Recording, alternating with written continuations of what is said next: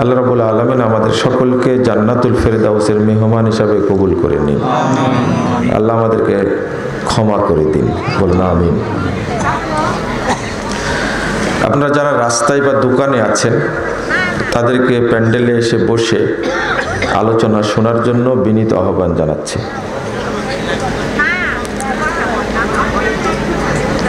আমরা এই ধরনের মাজলিসের মর্যাদা সম্পর্কে জানি না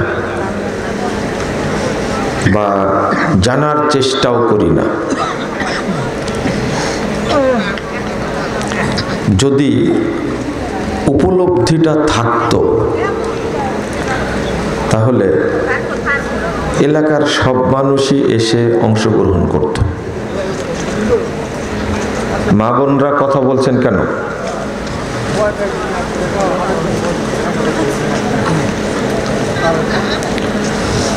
রাসূলুল্লাহ সাল্লাল্লাহু আলাইহি ওয়াসাল্লাম বলছেন, মা জালাসা কওমুন ইয়াযকুরুনাল্লাহ, কিছু মানুষ যখন এক জায়গায় বসে আল্লাহকে জানার চেষ্টা করে, দ্বীন শিখার চেষ্টা করে, ইল্লা নাদাহু মুনাদিম মিনাস সামা, আল্লাহ আসমান থেকে, আরশ থেকে তাদেরকে ডাক দেন, তাদের উদ্দেশ্যে বলেন। যখন মাজলিস শেষ হয়ে যায় তখন আল্লাহ ঘোষণা করেন, কুমু মাগফুরাল্লাকুম, তোমরা এখন চলে যাও, তোমাদের সবাইকে ক্ষমা করে দেওয়া হয়েছে। বলেন তো ক্ষমা করার মালিক কে? আল্লাহ। তো ফজিলতটা কেমন? ঘোষণা আল্লাহ দিচ্ছেন, তোমরা এসেছিলে, আলোচনা শুনেছো, শিখেছো, তোমরা এখন চলে যাও, তোমাদের সবাইকে ক্ষমা করে দেওয়া হয়েছে। ফাকাদ বুদ্দিলাত সাইয়্যাতুকুম হাসানাত, তোমাদের যত পাপ ছিল সমস্ত পাপকে নেকি দ্বারা পরিবর্তন করে দেওয়া হয়েছে। মানে মাজলিসে আসলে একদিকে আল্লাহ সব পাপ ক্ষমা করে দেন, আবার পাপগুলোকে নেকি দ্বারা পরিবর্তন করে দেন। 1556 নম্বর হাদিস তাবরানী আওসাতের মধ্যে এসেছে। সহিহ মুসলিমের 2689 নম্বর হাদিসের মধ্যে এসেছে, রাসূলুল্লাহ সাল্লাল্লাহু আলাইহি ওয়াসাল্লাম বলছেন, যারা মাজলিসে আসে তাদের ব্যাপারে ফেরেশতারা আল্লাহর কাছে রিপোর্ট পেশ করে। যখন আল্লাহর কাছে রিপোর্ট দেয় তখন আল্লাহ বলেন, উশহিদুকুম আন্নী কদ গফারতু লাহুম, তোমাদেরকে সাক্ষী রেখে বলছি মাজলিসে যারা উপস্থিত হয়েছে আমি তাদের সবাইকে মাফ করে দিয়েছি। ওয়া আতাইতুহুম মা সালু, আর মাজলিসে এসে তারা যা চেয়েছে আমার কাছে আমি তাদেরকে তাই দিয়ে দিয়েছি। মাজলিসে এসে আপনি কি চেয়েছেন? আপনি একটা জিনিস নিশ্চিত থাকেন, মাজলিসে এসে আল্লাহর কাছে আপনি যা চাইবেন আল্লাহ তাই দান করবেন। এটা আল্লাহর কথা। আতাইতুহুম মা সালু, তারা যা চেয়েছে আমি তাদেরকে তাই দিয়ে দিয়েছি। আমি কিন্তু চেয়েছি যে আল্লাহ তুমি আমাদেরকে ক্ষমা করে দাও, বলেছি। আমি বলেছি আল্লাহ তুমি আমাদেরকে জান্নাতুল ফেরদাউসের মেহমান হিসাবে কবুল করে নাও। আপনি কি বলেছেন? আমিন। কিন্তু চেয়েছেন কিনা কিছু? চাননি, চাননি। আপনার চাওয়ার দরকার ছিল, অন্তত এটা বলবেন, আল্লাহ তুমি আমাকে জান্নাতের জন্য কবুল করে নাও। আমিন। এটা বলার জন্য কি প্রফেসর হওয়া লাগবে? না মাস্টার্স পাস করা লাগবে? না আপনি নিজেও বলতে পারেন, একটা মূর্খ মানুষ বলতে পারে, আল্লাহ তুমি আমাকে জান্নাতের জন্য কবুল করে নাও, আল্লাহ তুমি আমাকে জাহান্নাম থেকে মুক্ত করে দাও। বলা যায় না এটা? তাই বলেননি কেন? জানা নেই তাই বলেন যে জানতাম না। জানতেন না। এত বড় যে ফজিলত, আপনি বলতে পারতেন আল্লাহ আমার আব্বা আম্মা মারা গেছে, তুমি তাদেরকে মাফ করে দাও আর তাদেরকে জান্নাতে থাকার ব্যবস্থা করে দাও। এটা বলা যেত না? এটা আমিন বলেন অন্তত। আমিন আচ্ছা, এই মহিলাদেরকে উঠাই দিলে হয় না? আমি মানুষ কিন্তু একটা ভালো না, কিন্তু না, শরম তো থাকার দরকার। এখানে এতগুলো মানুষ বসে আছে, চুপচাপ কথা শুনছে, আর তারা কথা বলছে, মানে তাদের কথা আমাদের শোনা জরুরি। আমি আগে অনুরোধ করেছি, এরপরে একজন লোক গেছে, এখানে কোনো মহিলা আছে না যাদেরকে একটু ঠান্ডা করার মতো কেউ আছে না এখানে? না, এরকম কাজ করবেন না। জয়পুরহাটের মানুষদেরকে আমি আলাদা ভালোবাসি, এটা নিন্দনীয় কাজ করবেন না দয়া করে। আপনাদের কথা যেন শুনতে না পাই। কি বলছিলাম? আপনার বাপ মারা গেছে, আপনি বলবেন আল্লাহকে, আল্লাহ তুমি আমার আব্বা আম্মাকে মাফ করে দাও। এখানে এসে বলার দরকার ছিল, আল্লাহ তুমি তাদেরকে জান্নাতে থাকার ব্যবস্থা করে দাও। তো শুধু এটা না, আপনি বলবেন আল্লাহ আমার স্ত্রী খুব অসুস্থ, তাকে তুমি ক্ষমা করে দাও, তাকে সুস্থ করে দাও। আপনি বলবেন যে আমি বিপদে আছি, আল্লাহ তুমি আমাকে বিপদ থেকে উদ্ধার করে দাও। আল্লাহুম্মা আমিন। এটা কি বলা যায় না? যাই আজ থেকে অন্তত এইটা শিখেন যে মাজলিসে এসে দোয়া করলে আল্লাহ দোয়া কবুল করেন। না, মনে হয় কি আমি তো খুঁজতে বললাম, কয়েল জ্বালানো আছে না কেউ বিড়ি খাচ্ছে না কি ঘটে? রাস্তা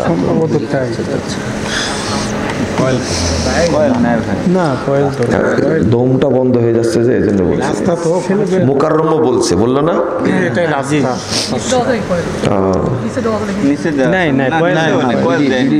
আচ্ছা,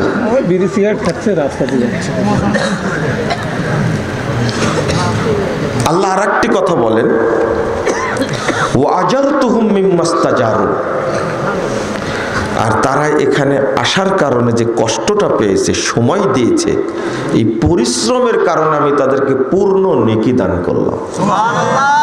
পূর্ণ নেকি মানে কি?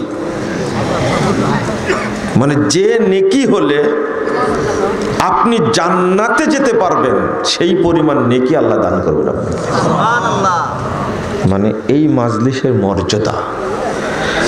যখন আল্লাহ বলছেন ফেরেশতাদের সামনে, ফেরেশতারা শোনো, তোমরা সাক্ষী থাকো, আমি তাদেরকে ক্ষমা করে দিলাম, তাদের পাপগুলোকে নেকি দ্বারা পরিবর্তন করে দিলাম, তারা যা চেয়েছে আমি তা দিয়ে দিলাম, তারা কষ্ট করার কারণে আমি তাদের পূর্ণ নেকি দান করলাম।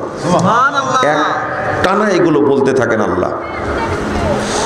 ফেরেশতারা বলে, ইয়া রব ফিহিম ফুলান ইবনুল খাত্তাব, আল্লাহ শুনেন, এদের মধ্যে যে একজন লোক আছে, লোকটা এমনি এসে বসে গেছে, লোকটা বড় পাপী, খুব জঘন্য খারাপ মানুষ। ইন্নামা মাররাফা জালাসা মাহুম, ঘুরে বেড়াচ্ছিল, এখানে এসে বসে গেছে, আপনি কি তাকেও মাফ করবেন? দেখেন মর্যাদা, দেখেন ওই লোকটা এমনি এসেছে, দিন শিখতেও আসেনি, লোকগুলো দেখে এখানে বসে গেছে। রাসূলুল্লাহ সাল্লাল্লাহু আলাইহি ওয়াসাল্লাম বলছেন, ফেরেশতাদের অভিযোগ শুনে আল্লাহ বলছেন, ওয়ালাহু গফারতু, আরে আমি ওকেও মাফ করে দিলাম। এবার ভাবেন, এবার ভাবেন আপনি কোন জায়গায় বসেছেন। কোন জায়গায় এসেছেন আপনি? এরপর আল্লাহ বলছেন হুমুল জুলাসা, তারা এমন কিছু মানুষ এখানে বসে আছে, লা ইয়াশকা বিহিম জালিসুহুম, এর মধ্যে এসে যেই বসবে আমি তাকেই ক্ষমা করে দেব। এই জন্য বলেছি আল্লাহ যেন আমাদেরকে কবুল করে নেন। আপনারা কি বাদাম খাচ্ছেন? খাচ্ছেন না, এ খাওয়া বন্ধ করা লাগবে। একটা জিনিস মনে রাখবেন, এসেছেন দিন শিখতে। কি শিখতে? আসলে শ্রোতাদের ব্রেন, কান, চোখ এই ভাইরাস বক্তগুলো নষ্ট করে দিয়েছে। ভাইরাস বক্ত বুঝেছেন তো? মঞ্চে উঠে গান গায়, আউল ফাউল কথা বলে, মুখ দিয়ে যেগুলো বের হয় মনে হয় ইবলিসও জানে না সেগুলো। এই ভাইরাস বক্তাগুলো আপনাদের কান নষ্ট করেছে, চোখ নষ্ট করেছে, মুখ নষ্ট করেছে, মাথাও নষ্ট করেছে। ওরা কোরআন সুন্নাহ ভিত্তিক কিছু বলবে, ও তো পড়েই না, বলবে কি করে?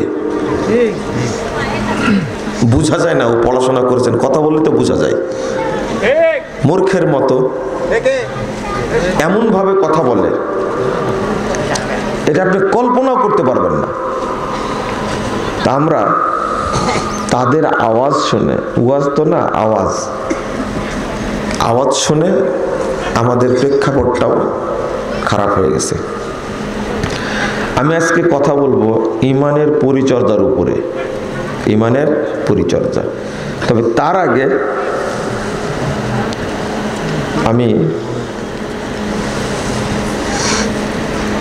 শুকরিয়া করছি আল্লাহর, আজকে দীর্ঘ 53 বছর পরে সিরিয়ায়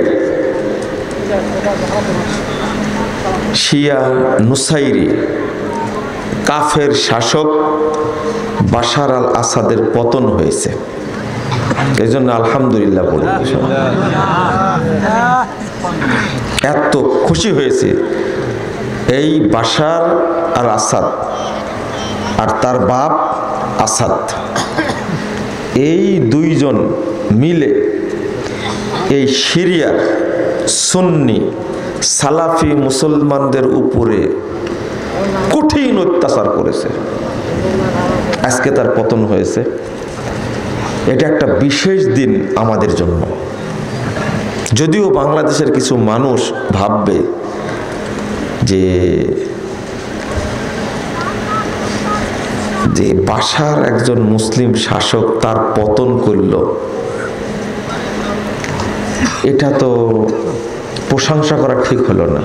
হ্যাঁ, আপনি ওই জাতেরই লোক যে বাংলাদেশ দীর্ঘ দিন যাবৎ 16টা বছর আষ্টে পৃষ্ঠে থেকে হাজার হাজার মানুষকে গুম করে, খুন করে, আয়নাঘর তৈরি করে যখন এই মানুষ মুক্ত হয়েছে 5ই আগস্ট, তখন আপনারও কষ্ট হয়েছে যে এইরকম একটা এতদিনের শাসককে তাড়াই দিল এরা। আপনি ওই ধারারই মানুষ, আপনার এই আফসোস করাতে আমার কিছু যায় আসে না। আনন্দের দিন কেন বলছি জানেন?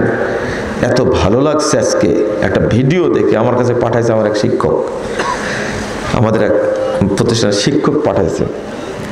সেখানে দীর্ঘ প্রায় 22 বছর যাবত এই মসজিদে আজানও বন্ধ ছিল, সালাতও বন্ধ ছিল। এই মসজিদটা উমাইয়া যুগে প্রতিষ্ঠিত। এই মসজিদ হলো সালাফিদের, আহলে হাদিসদের প্রতিষ্ঠানটা, মসজিদ বন্ধ করে দিয়েছিল এই শয়তান। আজকে মুক্ত হয়েছে আলহামদুলিল্লাহ। এবং একজন বিদ্রোহী সেনা আজান দিচ্ছে এত সুন্দর কণ্ঠে, এটা শুনতেই যেন মনে হচ্ছে আবার শুনি। দীর্ঘদিন পর ওই জায়গাতে দাঁড়ায় আজান দিচ্ছেন, কি আনন্দে উৎফুল্লে আর কি দারুণ সুরে আজানটা দিচ্ছে। এতদিন আজান হতো না সেই জায়গাতে। 2 নম্বর, যে জেলখানায় সিরিয়ায় ইমাম ইবনে তাইমিয়াকে আটকে রাখা হয়েছিল, সেই জেলখানা আজকে তারা মুক্ত করে দিয়েছে। এই জায়গায় রেখে তাদেরকে নির্যাতন করা হতো। এই জেলখানাতে শেখ আলবানী রহিমাহুল্লাহ ছিলেন। এই সিরিয়াতে কি পরিমাণ যে স্মৃতি রয়েছে, কত বড় বড় আলেমের জন্ম সেখানে। এই সিরিয়া দখল করে রাখছিল এই অপবিত্র শিয়া নুসাইরি শয়তানগুলো। আল্লাহ তাদের আজকে পতন করেছেন। বলেন আলহামদুলিল্লাহ। আলহামদুলিল্লাহ। খুশি হতে পারেন না, তাই না? এই বিদ্রোহী ভাইরা, আমি কিন্তু আগে বক্তব্যে বলতাম যে সিরিয়াতে যে সংগ্রামটা করছে বিদ্রোহী গ্রুপটা, এই গ্রুপটাকে অস্ত্র এবং অর্থ সহযোগিতা করছে সরাসরি সৌদি আরব এবং কুয়েত আর দুবাই। আল্লাহ এতদিন পরে উন্মুক্ত করে দিয়েছে, আলহামদুলিল্লাহ আলহামদুলিল্লাহ। কত যে আনন্দ ভিতরে আপনি বুঝবেন না, কারণ আপনি ইবনে তাইমিয়াকেও ভালোবাসেন না, ইমাম ইবনুল কাইয়িমকেও ভালোবাসেন না। সবার কবর ওই জায়গায় আছে, কত নবীর কবর ওই জায়গা আছে। এমন একটা জায়গা পৃথিবীতে মানুষ কোথাও জায়গা পাবে না, কিন্তু আল্লাহ বলছেন, রাসূল সাল্লাল্লাহু আলাইহি ওয়াসাল্লাম আল্লাহর কাছে দোয়া করছেন, আল্লাহ তুমি সিরিয়ার উপরে বরকত নাজিল করো। সবাই সিরিয়ায় আশ্রয় নেবে এমন একটা জায়গায়। এই সিরিয়াতেই ঈসা আলাইহিস সালাম দামেস্কে তিনি নামবেন এবং ইমাম মাহদি তার সাথে দেখা হবে এই সিরিয়াতেই। এই সিরিয়াতে সালাত আদায় করে যখন বের হবেন ঈসা আলাইহিস সালাম, তখন গেটেই পেয়ে যাবে দাজ্জালকে। দাজ্জালকে এখানে হত্যা করবেন। এত স্মৃতি সিরিয়ার। এই শিয়া অপবিত্র থেকে আজকে মুক্ত হয়েছে। আনন্দের শেষ নাই সারা পৃথিবীতে যারা সালাফি আকীদার মানুষ। বলেন আলহামদুলিল্লাহ। এর চেয়ে খুশি হব, এটা বলে দিচ্ছে, এর চেয়েও খুশি হব যেদিন ইরান থেকে শিয়া মুক্ত হবে। ইরান আছে না, ইরান, এরা হলো ইহুদি খ্রিস্টানদের চেয়ে বড় দুশ্মন মুসলমানদের, বড় দুশ্মন। আপনারা কি জানেন ঘটনা কি হয়েছে? জানেন না? এই ইসরায়েল আর হেজবুল্লাহ যুদ্ধ করছিল না? এরা করছিল, এখন করে না। 30 দিনের মধ্যে বন্ধ করে দিছে যুদ্ধ। কি করেছে? বন্ধ আছে এখন। কেন বন্ধ করেছে জানেন? এতই বদের বদ এরা। দেখেন পত্রিকায় লিখেছে, আমার কথা পত্রিকায় লিখেছে, হিজবুল্লাহ, হামাস এবং ইরান এরা সবাই মিলে বাশার আল আসাদের পক্ষে লড়াই করার জন্য ওই দিক ঘুরে গেছে। এখন কি বুঝলেন? এতদিন কার জন্য কাঁদলেন আপনি বলেন তো দেখি? কার জন্য চোখের পানি ফেললেন? এটাই তো বুঝাতে পারে না এই দেশের মানুষকে। আবেগী তো, শুধু গালি দেয়, শুধু গালি দেয় মুজাফফরকে। আমার মুখে যা আছে তাই বলে দিয়েছে, যা সত্য তাই বলে দিই। মানুষ বুঝবে 10 বছর পর, তবে বলে দিব। আপনার কথাটা বুঝতে পারলেন? আপনার হিজবুল্লাহর জন্য কান্নাকাটি করলেন না? এই হিজবুল্লাহ কি? এই হিজবুল্লাহ, এই হামাস, এই ইরান, এরা সব মিলে ইসরায়েলের সাথে যুদ্ধ বন্ধ করে তারা সামিল হলো বাশার আল আসাদের সাথে এই সিরিয়া দখলে রাখার জন্য। কিন্তু ইরানের এই ষড়যন্ত্রটা কাজে লাগেনি। আল্লাহ সিরিয়াকে স্বাধীন করে দিয়েছে। বলুন আলহামদুলিল্লাহ।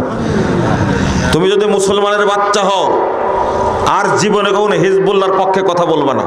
শুনে রাখো, তোমার যদি লজ্জা থাকে, তোমার যদি শরম থাকে, তোমার যদি ঈমান থাকে, হিজবুল্লাহ, হামাসের ব্যাপারে, ইনারের ব্যাপারে কোনো কথা বলবে না। তোমাদের শরম থাকে, তুমি একটা বেহায়া। তুমি তালেবানের পক্ষেও কথা বলো, তালেবান তোমার দুলাভাই, তুমি তালেবানকে চিনো, ইতিহাস জানো? আবার শিখতে হবে, আবার চিনতে হবে। এরদোগানকে তুমি চিনো? যারা আজকে সিরিয়াকে স্বাধীন করেছে, বাশার মুক্ত করেছে, এই সংগঠন শামসুল হায়া, এই সংগঠনটাকে এরদোগান সন্ত্রাসী সংগঠনের স্বীকৃতি দিয়েছে। এরদোগান চেয়েছিল সৈন্য পাঠায়া বাশারকে সহযোগিতা করবে, কিন্তু সেই সাহসটা এরদোগান পায়নি, ওর মুচড়ে দেওয়া হতো। তোমার নাকি এরদোগান বাপ হয় তোমার? জাহেল কোথাকার। তুমি আকিদা বুঝো না, ইসলাম বুঝো না, দিন বুঝো না, শুধু মুজাফফরকে গালি দিতে পারো, তাই না? ওই সিরিয়া সম্পর্কে জ্ঞান রাখতে হবে আগে। অনেকটা কাছে চলে আসলো, বিজয়ের মাধ্যমে কাছে চলে আসলো। আল্লাহ যেন কিয়ামত পর্যন্ত এই সিরিয়াকে সালাফিদের দখলে রাখেন, বলেন আলহামদুলিল্লাহ। আল্লাহ তুমি কবুল করো, কিয়ামত পর্যন্ত যেন থাকে। এখানে ঈসা আলাইহিস সালাম আসবেন, পথ তৈরি হচ্ছে। যাও, তোমার বাপ গেছিল নাকি কালো কাপড় পরে গেছিল ওই জায়গায়, নাই কেন আজকে? বুঝেননি কথা? কালো কাপড় পরা থাকবে, এরাই হবে ইমাম মাহাদির কি অনুসারী হবে। কি পাগলের পাগল। এখন কি হবে? এখন কিন্তু প্রমাণ হয়ে গেল অনেকটাই যে ইমাম মাহাদি আসার সময়টা খুব কাছে চলে আসছে, তাই না? কাছে চলে আসছে। এটা আর একটা দখল হবে, খুব তাড়াতাড়ি মনে রাখবেন, সেটা হলো ইয়ামান। কি? ইয়ামান খুব তাড়াতাড়ি দখল হবে এবং শিয়া মুক্ত হবে ইনশাআল্লাহ। মুহাম্মদুর রাসূলুল্লাহ সাল্লাল্লাহু আলাইহি ওয়াসাল্লাম এই দুইটা দেশের জন্য দোয়া করেছেন। মুমিনরা মক্কা তো টিকতে পারবে না, অবশেষে মুমিনরা আশ্রয় নেবে সিরিয়া এবং ইয়ামানে। এই দুইটা দেশ দখল করেছিল কারা? এই শিয়ারা। আপনাদের এই সম্পর্কে জ্ঞান রাখতে হবে, কথা বুঝতে পারলেন? আমার খুতবাটা উল্টা যাইতে হতে শুনতে চাই না, যে কি বলে পাগলের মতো, কিন্তু ঘটে একদিন, ঘটবে ইনশাআল্লাহ। ইয়ামানে যুদ্ধ চালাচ্ছে সৌদি আরব, এককভাবে চেষ্টা করছে এই হুতিদেরকে এখান থেকে উৎখাত করবে, করেই ছাড়বে ইনশাআল্লাহ, করবেই। এই হুতিরা আক্রমণ করে হারামাইনের উপরে, চিন্তা করতে পারছেন? মক্কার উপরে আক্রমণ করলে মানুষের অন্তর জ্বলার কথা, কিন্তু হুতিরা শিয়ারা যখন মক্কা মদিনার উপরে আক্রমণ করে তখন বাংলাদেশের মুসলমানরা খুব আনন্দ পায়। হ্যাঁ, সৌদি আরবকে শিক্ষা দেয় ছাড়বে। তুমি ন্যাংটা হয়ে লাগো, কিচ্ছু হবে না ইনশাআল্লাহ। চিনো সৌদি আরবকে? সৌদি আরব সেই জাতের যে আমেরিকার প্রেসিডেন্ট বাইডেনের ফোন ধরে না মোহাম্মদ বিন সালমান। কষ্ট লাগছে? খুব কষ্ট লাগছে, তাই না? কি জিনিস সৌদি আরব আগে বুঝতে হবে। মোহাম্মদ বিন সালমান বলেছে আমার সময় নেই ফোন ধরার। শেষে বাইডেন এসেছিল তেল মারার জন্য সৌদি আরবকে, পুতিনও যায় তেল মারার জন্য। আর তুমি এখান থেকে ন্যাংটা হয় খুব সমালোচনা করছো, তাই না? আমি তোমাকেই বলছি, কিন্তু আমাকে গালি দাও যে, এতদিন থেকে গালি দিচ্ছ তুমি, তাও তো কিছু করতে পারো না সৌদি আরবের। কত দোয়া করছে আল্লাহ সৌদি আরবকে ধ্বংস করুক, মোহাম্মদ বিন সালমানকে ধ্বংস করুক, সালমানকে ধ্বংস করুক, এই রাজতন্ত্রকে ধ্বংস করুক। রাজতন্ত্র সম্পর্কে কিছুই জানে না। তোমার গণতন্ত্র খুব ভালো, ওই যে 16 বছর ছিল গণতন্ত্র, একবার ছেঁচে দিয়েছে, তোমার তাও লজ্জা হবে না। তুমি তো একটা বেহায়া একটা, তুমি কি ইসলাম বুঝো? বাংলাদেশের গণতন্ত্র দেখলে আরে ইবলিসও হাসে, হাসে না ইবলিস? তোমার তো শরম করা উচিত। এই গণতন্ত্রের তলে তুমি মাথা দিয়ে সৌদি আরবকে গালি দাও, তোমার তওবা করা উচিত। অনেক ভালো আছে সৌদি আরব, অনেক অনেক অনেক ভালো আছে, আরো ভালো থাকবে ইনশাআল্লাহ। তুমি তো গালি দিয়ে কি করবে? সৌদি আরবকে এমন গালি দেয়, কিন্তু একবার লজ্জাও করে না। হারামাইন দুইটা যে দেশে আছে, এই দুইটা জায়গাকে যাদের মাধ্যমে আল্লাহ পাহারা দিচ্ছেন, তাদের বিরুদ্ধে তুমি বদদোয়া করো, তাই না? তোমার ঈমান নাই, তুমি একটা কাঁচা শিয়া একবারে, অরিজিনাল শিয়া একবারে। বাংলাদেশের মিডিয়াগুলো এত খারাপের খারাপ, এত খারাপের খারাপ, সারাদিন সৌদি আরবের বদনাম করে, সারাদিন বদনাম করে। আর আমরা সৌদি আরবের পক্ষে কথা বলি, তাই তোমাদের খুব লাগে, তাই না? লাগে। থাকবে না এই সমস্ত ফালতুমি, ইনশাআল্লাহ ধর্মের না ব্যবসা থাকবে না। আল্লাহ যেন মুসলিম বিশ্বকে হেফাজত করে, বলেন আমিন। আর একটা স্বাধীন দেখতে চাই ফিলিস্তিনকে।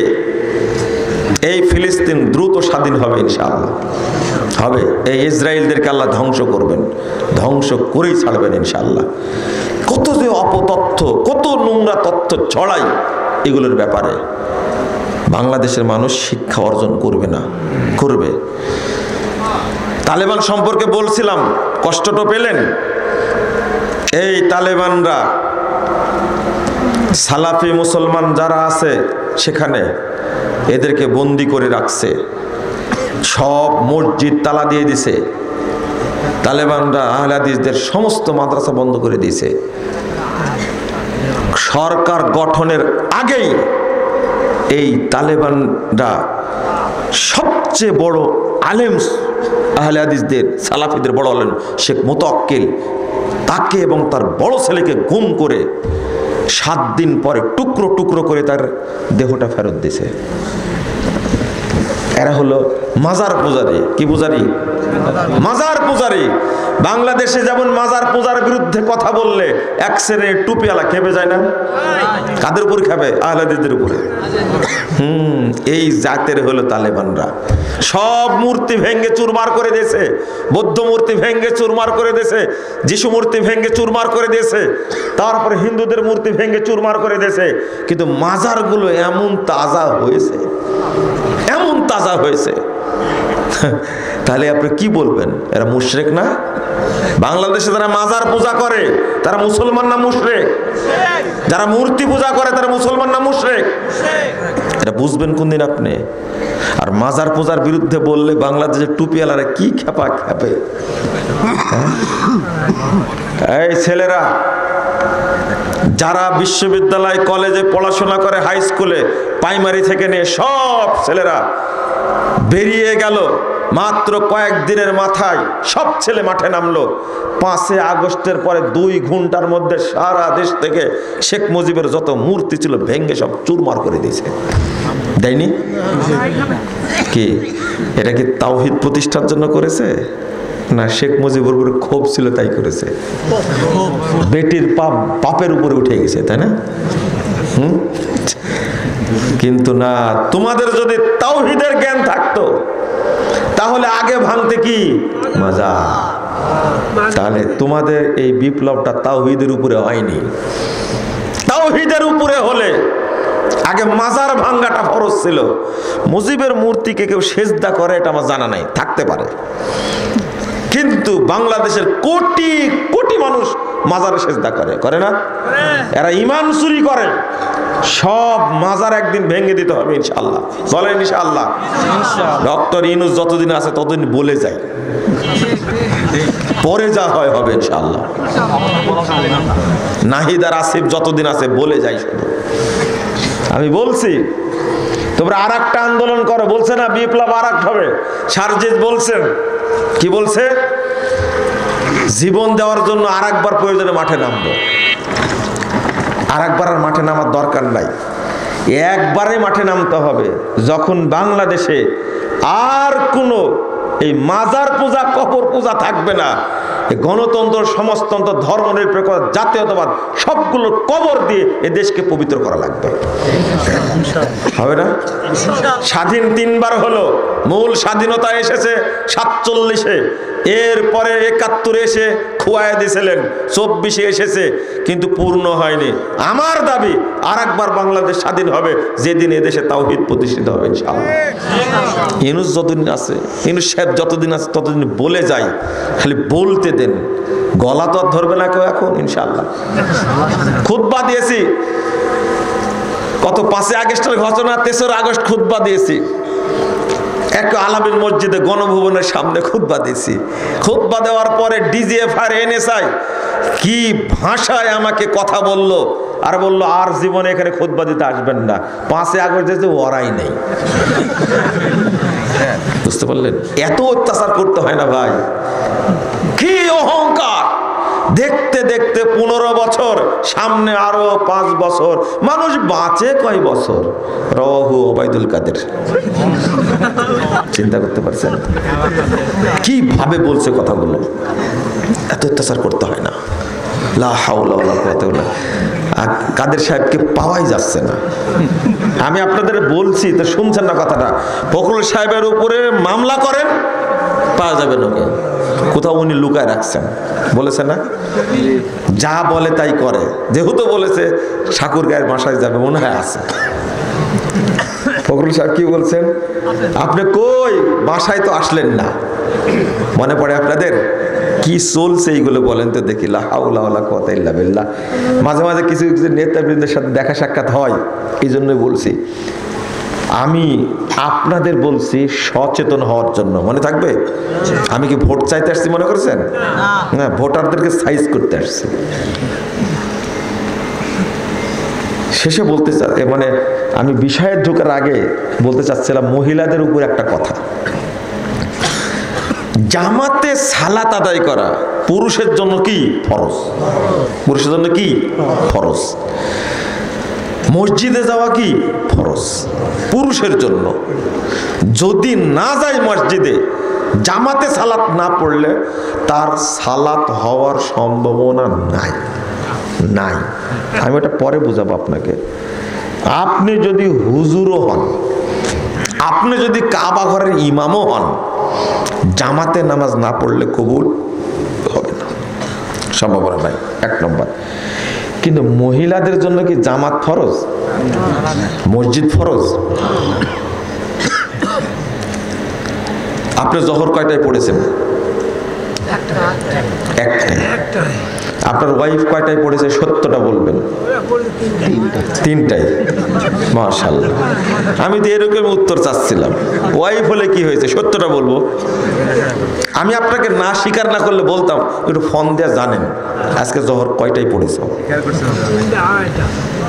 অথচ তুমি বলতে লজ্জা হয়, তাহলে বলে আপনি জোহর কয়টায় পড়েছেন আজকে একটু বলেন তো। শোনেন শোনেন, তারা 3টায় পড়লো কেন? আল্লাহর কাছে তারা কি জবাব দেবে? সারা দিন স্বামীর ভুল ধরতে পারে, সারা দিন স্বামীর ভুল ধরে, কিন্তু নিজে যে কত ভুল করছে ওটা জানেই না। সারাদিন স্বামী এটা করলো ওইটা করলো, তুমি এটা করলে কেন, এত খরচ করলে কেন, টাকা কোথায় রাখলে, বাপকে এত দিতে হবে কেন, মাকে দিতে হবে কেন? শোনেন, অথচ সে আউয়াল ওয়াক্তে সালাতটা পড়বে সেটাই জানে না। আজকে জোহরের সালাতের ওয়াক্ত হয়েছে কয়টায়? একটাই ওয়াক্ত হয়েছে। 11টা 11:56 কত? 11:56। একটাই পড়লেন কেন? আগে আপনাদের জিজ্ঞেস করি, কার ওয়াক্তে পড়লেন? আপনার ওয়াক্তে না আল্লাহর ওয়াক্তে না মসজিদের ওয়াক্তে? আল্লাহর ওয়াক্তে পড়লে আপনাকে পড়তে হবে, ওয়াক্ত হওয়ার 15 থেকে 20 মিনিটের মধ্যে জামাত করতে হবে। কত? আল্লাহর ওয়াক্তে পড়তে হলে আল্লাহ বলছেন ফাস্তাবিকুল খায়রাত, তোমরা সালাত দ্রুত পড়ে নাও, ওয়াক্ত হয়ে গেলে সবার আগে সালাত পড়ো। আল্লাহ রাসূল সাল্লাল্লাহু আলাইহি ওয়াসাল্লাম 148 নম্বর আয়াত সূরা বাকারা, আল্লাহ রাসূল বলেন লাউ ইয়ালামুনা মা ফিত তাহজির, যদি মুসল্লিরা জানতো খুব দ্রুত সালাত পড়ার মধ্যে, ওয়াক্ত হওয়ার সাথে সাথে সালাত পড়ার মধ্যে কি পরিমাণ কল্যাণ আছে, কি বরকত আছে, কি প্রতিদান আছে, কি নেকি আছে, লাস্তাবাকু ইলাইহি, তাহলে সব কাজ বাদ দিয়ে আগে তাড়াতাড়ি সালাতটা পড়ে নিত। 615 নম্বর হাদিস সহিহ বুখারী। আপনি পড়লেন না কেন? আরো ফজিলত শুনবেন আপনি। আজ আজকে মাগুরা থেকে এক ভাই ফোন দিয়েছেন আমাকে আসার পথে, ওই জন্য কথাটা আপনাদের বলছি সরাসরি। বলছেন যে ভাই আমি যদি, আমাকে বলছেন ভাই আমি যদি ওয়াক্ত হওয়ার আগে ওযু করে রেডি থাকি তাহলে কি সমস্যা নাই তো? মানে আমি আউয়াল ওয়াক্তে সালাত পড়বো, এই জন্য ওযু করে ওয়াক্ত হওয়ার আগে রেডি থাকবো। আসলে এটা তো শরীয়ত, তাই না? কত অ্যাডভান্স মানুষটা দেখেন। তখন আমি হাদিসটা শোনাই দিলাম। মুহাম্মদুর রাসূলুল্লাহ সাল্লাল্লাহু আলাইহি ওয়াসাল্লাম বলছেন, 311 নম্বর হাদিস তাবরানী কাবিরের মধ্যে এসেছে, যখন আল্লাহ রাসূল সাল্লাল্লাহু আলাইহি ওয়াসাল্লাম দেখলেন মসজিদে গিয়ে 7 জন কি 8 জনের লোক জিজ্ঞেস করলেন যে তোমরা বসে আছো কেন?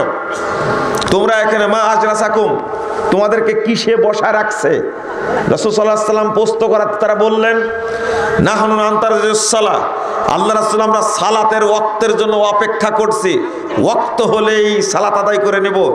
আল্লাহ রাসূল বলছেন হাল তাআলামুনা মা ক্বালা রাব্বুকুম, মাযা ক্বালা রাব্বুকুম, তোমরা কি জানো তোমাদের রব কি বলছেন তোমাদেরকে নিয়ে?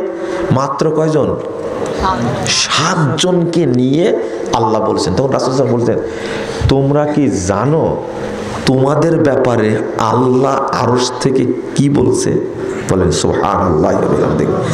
7 জন মানুষ সালাত আদায় করবে, ওয়াক্তের জন্য অপেক্ষা করছে মসজিদের দেওয়ালে ঠেস দিয়ে। ঠিক ওই মুহূর্তে আল্লাহ রাসূল এসে বলছেন তোমরা কি করছো, কেন বসে আছো, কিসে বসা রাখছে? তখন বলছেন না সালাত, আল্লাহ রাসূল সালাত পড়বো তো ওয়াক্তের জন্য অপেক্ষা করছি। তখন বলছেন হাল তাআলামুনা, তোমরা কি জানো মাযা ক্বালা রাব্বুকুম, তোমাদের রব কি বলছেন? তখন বলছেন আল্লাহু আর রাসূলু আলাম, আল্লাহ রাসূল ভালো জানে, আপনি বলেন কি বলছেন। তখন রাসূল সাল্লাল্লাহু আলাইহি ওয়াসাল্লাম বলছেন ক্বালা আল্লাহু তাআলা মান হাফাজাস সালাওয়াত, আল্লাহু আকবার, বলছেন যে ব্যক্তি ওয়াক্ত অনুযায়ী সালাতকে যে ব্যক্তি হেফাজত করবে ফা ইন্না লাহু আহাদুন ইনদি, অর্থাৎ তার জন্য আমার কাছে আছে কি অঙ্গীকার আছে, অঙ্গীকার আছে। কি অঙ্গীকার? আন উদখিলাহুল জান্নাহ, আমি আল্লাহ তাকে জান্নাত দান করব। মানে সালাত আদায়ের জন্য অপেক্ষা করলে আল্লাহ একজন হলেও তার জন্য বলতে থাকেন এই ওয়াক্ত অনুযায়ী সালাত পড়লে আমি তাকে জান্নাত দেব, সালাতটা পড়ে নিলেই জান্নাত দেব। তো আপনি এই সুযোগটা নিলেন না কেন? আরেকটা হাদিস আসছে আবু দাউদের 430 নম্বর হাদিস, রাসূলুল্লাহ সাল্লাল্লাহু আলাইহি ওয়াসাল্লাম বলছেন ক্বালা আল্লাহু তাআলা, সাহাবীরা শোনো, আল্লাহ তাআলা আমাকে বলছেন ইন্নী ফারাজতু আলা উম্মতি খামসা সালাত, মুহাম্মদ শোনো আমি তোমার উম্মতের উপরে 5 ওয়াক্ত সালাতকে ফরজ করেছি, 5 ওয়াক্ত সালাতকে ফরজ করেছি। ওয়াহিদতু ইনদি আহাদা, আর আমি একটা অঙ্গীকার করেছি আমার কাছে, আমি একটা প্রতিজ্ঞা করেছি, আমি একটা ওয়াদা করেছি আন্নাহু মান জাগা ইউহাফিজ আলাইহিন্না লিওয়াক্তিহিন্না আদখালতুহুল জান্নাহ, যে ব্যক্তি আমার কাছে আউয়াল ওয়াক্তে সালাত পড়ে আসবে আমি ওয়াদা করেছি তাকে আমি জান্নাত দেব। সুবহানাল্লাহ। আপনি একটাই পড়লেন কেন? এটা মসজিদের টাইমে পড়েছেন, আল্লাহর টাইমে পড়েননি। ওয়াক্ত হওয়ার কয় মিনিট পরে পড়বেন বললাম? 15 থেকে 20 মিনিটে জামাত করে নেবেন। এক ওয়াক্ত হবে, আজান দিয়ে দিবেন, আসর পড়তে পারেন ঠিক টাইমে, ফজর পড়তে পারেন ঠিক টাইমে, সবচেয়ে কঠিন সালাত এই দুইটা। জহর কেন পারেন না? সারা বাংলাদেশে জহরের সালাতটা মাযহাবীদের কাছে অত্যাচারিত, আহলে হাদিসদের কাছে অত্যাচারিত। আহলে হাদিস ইমাম, আহলে হাদিস সভাপতি, মসজিদের সভাপতি, সেক্রেটারি, মসজিদের মুসল্লিরা এই জহরের উপরে যে অত্যাচার করছে এর জবাব কিয়ামতের মাঠে আল্লাহর কাছে দিতেই হবে, দিতেই হবে। আপনি কেন পড়ছেন? আর আপনার ওয়াইফ হলে তো আমি বলবো না তাকে জবাব দিতে হবে না শাস্তি শুরু হবে। আপনি পড়ছেন একটাই, আপনার ওয়াইফ পড়ছে 3টায়, তখন কিন্তু আসর হয়ে গেছে। কি হয়ে গেছে? একটা মাসালা শুনেন আজকে, কোনো দিকে কান দিবেন না, এদিকে তাকা থাকেন, কোনো দিকে কান দিবেন, আমার দিকে তাকান, বুঝেন না ভালো, না বুঝলে কিন্তু দোষ আমার না আপনার দোষ। ইচ্ছা করে আপনি জহরটা পড়েননি, ইচ্ছা করে কি গল্প করছিলেন, কি কুটকাট কাজে ব্যস্ত ছিলেন, আড্ডা মারছিলেন, জহরটা পড়েননি। এখন আসরের টাইম হয়ে গেছে, অর্থাৎ 2:58 বেজে গেছে। কয়টা? 2:58 বেজে গেছে। কিসের রক্ত এখন? আসর রক্ত। জহর আপনার পড়া হয়নি, বলেন এখন কি করবেন আপনি? হ্যাঁ, জহর কাজা পড়বেন, তাই না? শেষ, এটা শেষ। আসর আগে পড়তে হবে, আসর আগে বসতে হবে। আর কিছু বলবেন কেউ? জয়পুরহাটতে এরকম হওয়ার কথা না। আমাকে দাওয়াত দিলেন কিভাবে আপনারা? আপনারা নাকি আমার বক্তব্য শোনেন মোবাইলে, মিথ্যা কথা। হ্যাঁ, আবার মিথ্যা কথা বলছে। আমার বক্তব্য শুনলে এই প্রশ্নের উত্তর তো দিতে পারতেন আপনি। কে বললো এটা? কে বললো? দাঁড়ান তো।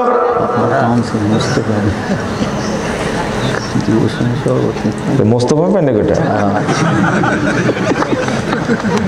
কুটে ছিলেন ভাই? এদিকে আসেন, এদিকে আসেন। খুব সরল সোজা মানুষ, এতদিন পরে দেখা হলো আপনার সাথে। হ্যাঁ, এত শীত লাগছে, মাথাটা নামান না একটু। মাশাআল্লাহ, এবার দেখা যাচ্ছে। মোস্তফা ভাই খুব সহজ সরল মানুষ। হ্যাঁ, আল্লাহ আপনাকে কবুল করুক, আমিন। কি বললেন আপনি? তওবা করতে হবে, তারপরে কি পড়তে হবে? আসর থেকে শুরু। এটাই কিন্তু রাইট অ্যান্সার। শুকরিয়া, জাযাকুমুল্লাহ খায়রান। হয়তো সরাসরি শোনেন, কিন্তু মোবাইলে শুনেছে বক্তব্যটা, আপনি আজকে শোনেন। তাহলে একজনকে পাওয়া গেল বক্তব্য শোনেন, বাকিরা জিরো। জিরো বুঝেন তো? গুল্লা, শূন্য। তাহলে মাসালাটা কি হবে? কেন ডাকলাম বুঝতে পারছেন? এবার কানে ঢুকছে?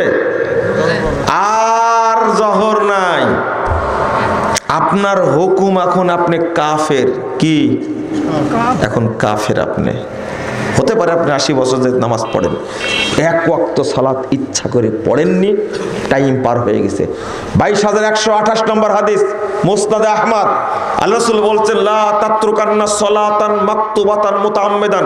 শুনেন, আল্লাহ রাসূল সাল্লাল্লাহু আলাইহি ওয়াসাল্লাম বলছেন, কখনোই তুমি একটা সালাত ইচ্ছা করে ছেড়ে দিও না। টাইম পার হয়ে গেছে মানে কি? ছেড়ে দিয়েছে। ফাইন্নাহু মান তারাকা সালাতান মাকতুবাতান মুতাআম্মিদান ফাকাদ বারিয়াত মিনহু যিম্মা। এক হাদিস। আর একটা হচ্ছে খরাজা আনিল মিল্লাহ, ইসলাম থেকে বেরিয়ে গেল। আর একটা হলো জিম্মা থেকে বেরিয়ে গেল। আপনি বলবেন জিম্মা মানে আল্লাহর রহমত থেকে বেরিয়ে গেলে, ঠেকা পড়েছে আল্লাহর রহমত দেওয়ার, মানে খরাজা আনিল মিল্লাহ, সেই ইসলাম থেকে কি হয়ে গেল? বেরিয়ে গেল। আপনি ইচ্ছা করে পড়েছেন, এখন আপনি কাফের। এখন আপনার প্রথম কাজ, যদি আপনি সালাত পড়তে চান, মুমিন হতে চান, তাহলে তওবা করে ইসলাম গ্রহণ করতে হবে। কি করতে হবে? ইসলাম গ্রহণ করতে হবে। তওবা করে ইসলাম গ্রহণ করতে হবে। এরপরে আপনি আসর পড়বেন। কি পড়বেন? যে জহরটা পড়েননি, আপনি কাফের অবস্থায় হয়ে গেছেন, এখন আর জহর পড়া লাগবে না। এখন মনে করছেন, আহারে মুসলমান তো হলাম, আসর তো পড়লাম, জহরের মতো একটা সালাত আমি ছেড়ে দিলাম, কিভাবে মাপ পাবো, কিভাবে বাঁচবো? আহা, জহরের সালাত এত গুরুত্বপূর্ণ, আমি কেন ছাড়লাম? এই আফসোস করে যদি এই জহর সালাত 1 কোটি বার পড়েন, এক নেকিও হবে না। এর নাম সালাত। আর যে নামাজই পড়ে না, তার জানাজা নিয়ে আপনি টানাপাড়া করছেন। বুঝেননি কথা? যে নামাজই পড়ে না, শুধু রমজান মাস আসলে শয়তান পড়ে, শুধু জুমার দিনে পড়ে, আপনি তাকে নিয়ে চিন্তা ভাবনা করছেন, তোকে জানাজা দিব কি দিব না, কাফন পরাবো কি পরাবো না। সি সি সি সি, এক ওয়াক্ত সালাত চলে গেছে, ওয়াক্ত পার হয়ে গেছে, ইচ্ছা করে করেছেন এটা, ইচ্ছা করে করেছেন এটা, আপনি আর মুসলিম না, আপনার মুসলিম না। এক 2 নম্বর, বেনামাজি যদি হয়, আরে ভাই তাকে তো গোসল করানোই যাবে না, ওটা আপনার বাপ হলেও মা হলেও সব লাগবে আপনাকে।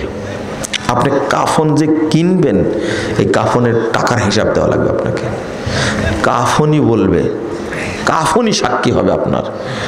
এই মুশরিক, এই কাফের গায়ের উপরে আমাকে দিয়েছে, এই কাজ করেছে, এর বিচার চাই। কবর খোঁড়া যাবে না। কবর খুঁড়বেন কেন?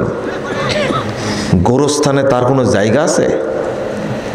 ওর জন্য খুঁড়বেন কেন কবর? না, কবর খোঁড়া যাবে না, যাবেই না।